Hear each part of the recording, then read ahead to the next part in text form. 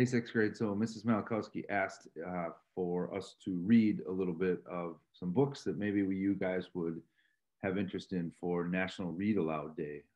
And so this is an honor for me. I'm gonna go at this book. I know some of you might have read it. It's called No Talking by Andrew Clements. So let's get at chapter one. See what you think. Chapter one's called Zipped. Dave Packer was in the middle of his fourth hour of not talking. He was also in the middle of his social studies class on a Monday morning in the middle of November. And Laketon Elementary School was in the middle of a medium-sized town in the middle of New Jersey. There was a reason Dave was in the middle of his fourth hour of not talking, but this isn't the time to tell about that. This is the time to tell what he figured out in the middle of his social studies class. Dave figured out that not talking is extra hard at school. And the reason? Teachers. Because at 11:35, Mrs. Overby clapped her hands and said, "Class, class, quiet down." Then she looked at her list and said, "Dave and Lindsay, you're next." So Dave nodded at Lindsay and stood up. It was time to present their report about India. But giving this report would ruin his experiment because Dave was trying to keep his mouth shut all day. He wanted to keep his lips zipped right up to the very end of the day, to not say one single word until the last bell rang at 10 after 3. And the reason David decided to clam up, but it still isn't the time to tell about that. This is the time to tell what he did about the report. Dave and Lindsay walked to the front of the room. Dave was supposed to begin the presentation by telling about the history of India.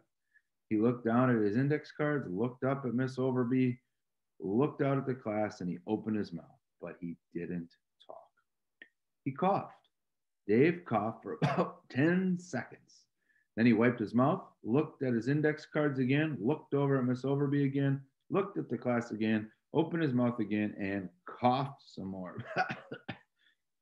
He coughed and he coughed and he coughed until his face was bright red and he was all bent over. Lindsay stood there feeling helpless.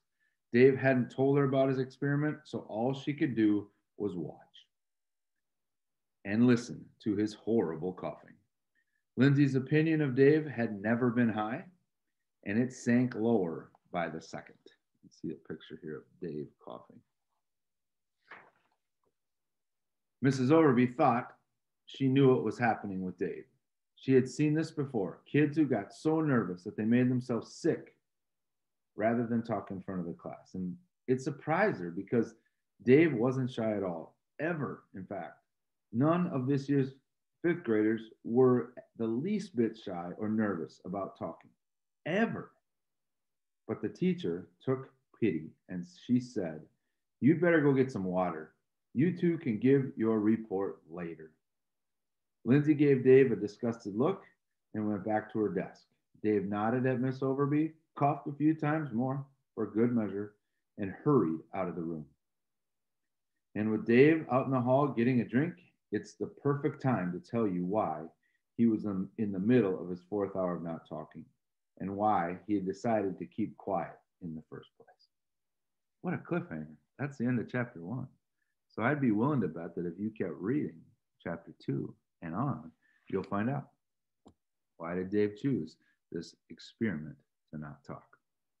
Sounds like a great book. I think I might have to finish it. Take care, everybody.